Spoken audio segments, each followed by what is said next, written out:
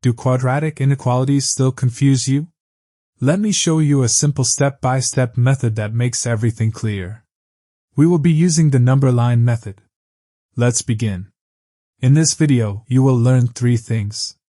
How to find critical points, how to use a number line, and how to choose the correct solution set. Let's start with our first example. X squared minus 5x plus 6 is greater than 0. Now, we will factor the quadratic expression. X squared minus 5x plus 6. Here's the idea. We need to look for 2 numbers that multiply to positive 6, but when added, the answer is negative 5. Those 2 numbers are negative 2 and negative 3. Because negative 2 times negative 3 equals positive 6. And negative 2 plus negative 3 equals negative 5. Now, we can rewrite the inequality as x minus 2 times x minus 3 is greater than 0. Now, let's find the critical points. Set each factor equal to 0. X minus 2 equals 0. So, x equals 2. X minus 3 equals 0. So, x equals 3. These are the critical points. Next step, mark 2 and 3 on a number line. Now here is something important. We check if the inequality is strict or includes equality. If the symbol is greater than or less than, we use an open circle. That means the point is not included. If the symbol is greater than or equal to, or less than or equal to, we use a closed circle. That means the point is included. So, in this example, we will be using open circle. Let's continue. These 2 points divide the number line into 3 intervals.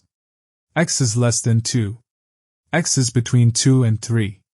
And x is greater than 3. Now we test each interval. We will choose one value from each region and substitute it into the factored expression.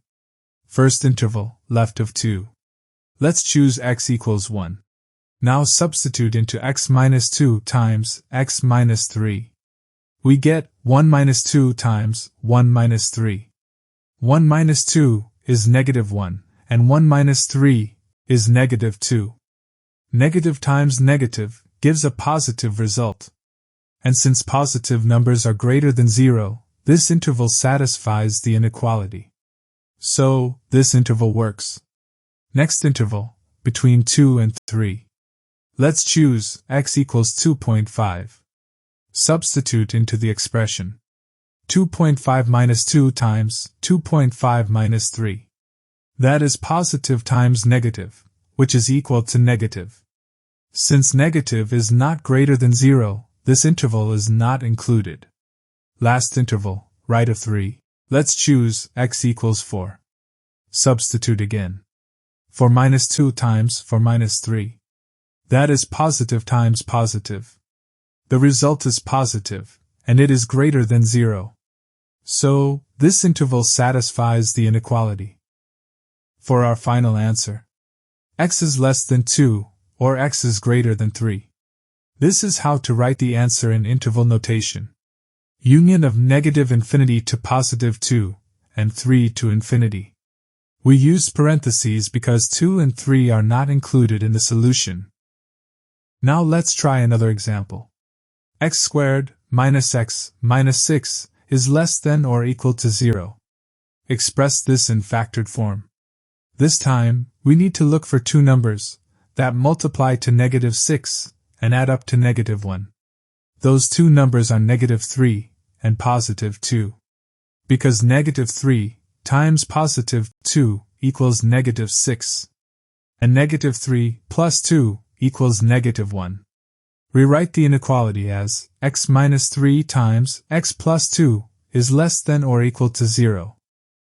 Set each factor to 0. X minus 3 equals 0. So, x equals 3. X plus 2 equals 0. So, x equals negative 2. These are the critical points. Mark negative 2 and 3 on a number line. These 2 points divide the number line into 3 intervals. X is less than negative 2. X is between negative 2 and 3. and x is greater than 3. Now we test each interval. We will choose one value from each region and substitute it into the factored expression. Take note.